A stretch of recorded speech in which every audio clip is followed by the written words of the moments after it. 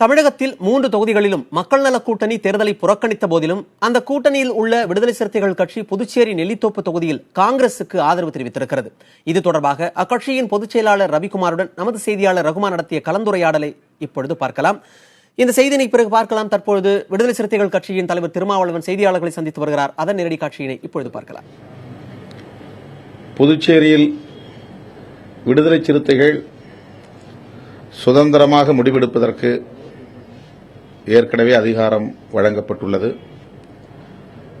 தமிழகத்தில் இயங்கும் மக்கள் நலக் கூட்டணிக்கும் புதுச்சேரியில் இயங்குகிற மக்கள் நலக் கூட்டணிக்கும் தொடர்பு உண்டு என்றாலும் புதுவை மக்கள் நலக் கூட்டணி தனித்து முடிவுகளை எடுப்பதற்கும் இயங்குவதற்கும் அனுமதிக்கப்பட்டிருக்கிறது.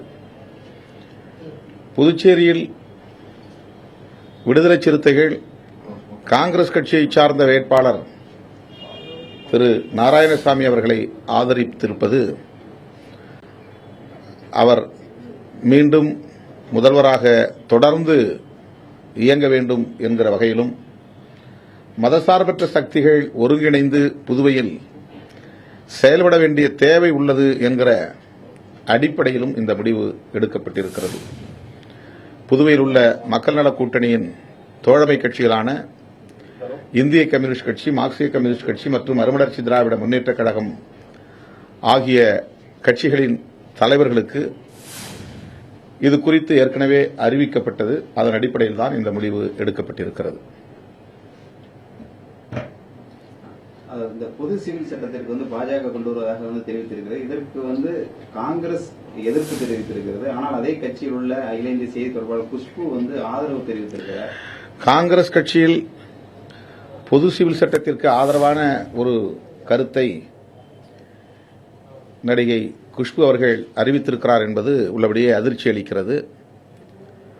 அவருக்கு சொல்லப்பட்டிருக்கிற தகவல்கள் தவறானதாக இருக்கக்கூடும் என்று நான் கருதுகிறேன். ஏனென்றால் பொது சிவில் சட்டம் கொண்டு வருவதற்கு இஸ்லாமிய சமூகத்தில் உள்ள பெண்களின் பாதுகாப்பை கருதி பெண்களின் நலன்களை முன்னிறுத்தி என்ற ஒரு தோற்றத்தை சிலர் ஏற்படுத்த முயற்சிக்கிறார்கள்.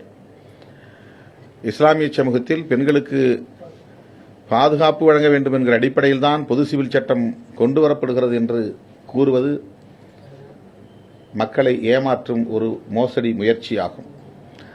அதை நடிகை குஷ்பு அவர்கள் நம்பியிருக்கக்கூடும் என்று நான் கருதுகிறேன்.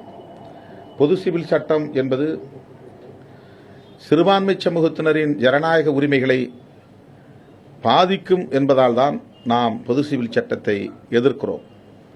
இந்திய தேசம் என்பது பல்வேறு மொழிகளை பேசுகிற பல்வேறு தேசிய இனங்களை கொண்ட தேசம் மட்டும் இன்றி பல்வேறு மதங்களை கொண்டிருக்கிற ஒரு சமூகம்.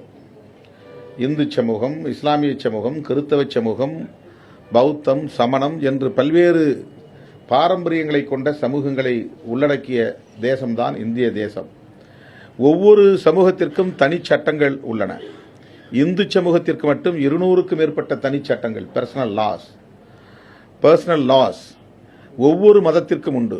கிறிஸ்தவ சமூகத்திற்கு, இஸ்லாமிய சமூகத்திற்கு, இப்படி ஒவ்வொரு சமூகத்திற்குமான அவர்களது பாரம்பரிய பண்பாட்டை பாதுகாக்கிற வகையில் அதையே அந்த தனி சட்டங்களாக இந்திய அரசியலமைப்பு சட்டம் அங்கீகரிக்கிறது.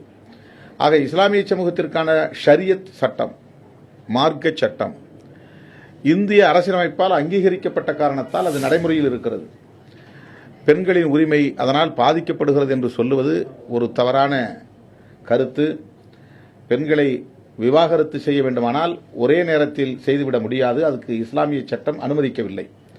முதல் முறை தலாக் சொன்னால் அதற்கு அடுத்த தலாக் சொல்லுவதற்கு 3 மாதவிடாய் கால இடைவெளி வழங்க வேண்டும் என்பது ஷரியத் சட்டம் சொல்லுகிற ஒரு நடைமுறையாகும். 3 மாதவிடாய் காலத்தில் அவர்கள் சேர்ந்து வாழ்வதற்கும் ஷரியத் சட்டம் அனுமதிக்கிறது. அதன் பின்னர் அவர்களால் சேர்ந்து வாழ முடியாத நிலை ஏற்படுகிற போது 2வது தலாக் சொல்லலாம். அதற்கு பிறகு 3 மாதவிடாய் காலம் இடைவெளி வழங்கப்படுகிறது. இப்படி 3 முறை தலாக் சொல்லுகிற 9 மாத காலம் அவர்களுக்கு வாய்ப்பு வழங்கப்படுகிறது. இதில் எந்த வகையிலும் இஸ்லாமிய பெண்களின் உரிமைகள் பறிக்கப்படும் என்பதற்கு வாய்ப்பே இல்லை. எனவே ஒரு தவறான தோற்றத்தை சில மதவாத சக்திகள் இங்கே உருவாக்க முயற்சிக்கிறார்கள்.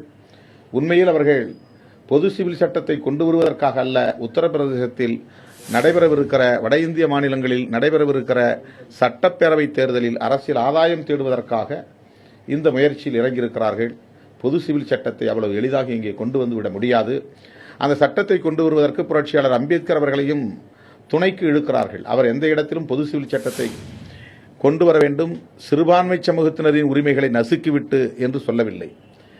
இந்திய தேசத்தில் ஒரு பொது கருத்து உருவாக வேண்டும், அனைத்து சமூகத்திற்கிடையேயும் ஒரு பொது கருத்து, ஒரு நல்லிணக்கம் உருவாக வேண்டும். அப்படி அனைத்து சமூகத்தினரின் பொது கருத்தை பெற்ற பின்னர்தான் பொது சிவில் சட்டத்தை இங்கே நடைமுறைக்கு கொண்டு வர முடியும். இது பாரதிய ஜனதாவுக்கு தெரியும். அண்மையிலே வெங்கையா நாயுடு அவர்களும் இதே கருத்து சொல்லியிருக்கிறார். ஆனால் அம்பேத்கர் அவர்களே பொது சிவில் சட்டத்திற்கு ஆதரவாக இருந்தார் என்ற ஒரு தோற்றத்தை இங்கே ஏற்படுத்த முயற்சிக்கிறார்கள். அதுவும் தவறு என்பதை விடுதலை சிறுத்தைகள் இந்த நேரத்தில் சுட்டிக்காட்டுகிறது. மதுரை மாவட்டம் கீழையூர் என்னும் இடத்தில் அரசு பள்ளியில் பள்ளி மாணவர்களை சாதியின் பெயரால் கொடுமை செய்திருப்பது வெளிச்சத்திற்கு வந்திருக்கிறது. அந்த பள்ளியின் தலைமை ஆசிரியர் ஒரு பெண்மணி ஆவார். அவர் தலித் பள்ளி சிறுவர்களை கழிப்பறைகளை சுத்தம் செய்யவும், வகுப்பறைகளை கூட்டவும், இப்படிப்பட்ட வேலைகளை செய்யும்படி நிர்பந்திப்பது தெரிய வந்திருக்கிறது. காவல்துறையிடம் புகார் கொடுத்தும் மாவட்ட ஆட்சியாளரிடத்திலே புகார் கொடுத்தும் எந்த நடவடிக்கையும் இல்லை என்கிற நிலையில் மதுரை கிளை உயர்நீதிமன்றத்திலே வழக்கு தொடுக்க பெற்று அது விசாரிக்கப்பட்ட நிலையிலும் வழக்கை விசாரித்த நீதிபதி அவர்கள் தண்டனை வழங்குவதற்கு பதிலாக அறிவுரை வழங்கி அனுப்பியிருக்கிறார். தமிழக அரசு எந்த அளவுக்கு தலித் மக்களுக்கு எதிராக இயங்குகிறது என்பதற்கு இதைவிட வேறு சான்று இல்லை. நீதித்துறையும் இப்படி தலித் மக்களுக்கு எதிராக இயங்குகிறது என்பதற்கு கீழையூர் சம்பவம் ஒரு சான்றாக உள்ளது. தமிழக அரசு உடனடியாக இந்த பிரச்சனையில் தலையிட வேண்டும். பள்ளி மாணவர்களை சாதியின் பெயரால் கொடுமை செய்த தலைமை ஆசிரியை மீது நடவடிக்கை எடுக்க வேண்டும் என்று விடுதலை சிறுத்தைகளின் சார்பில் கேட்டுக்கொள்கிறேன்.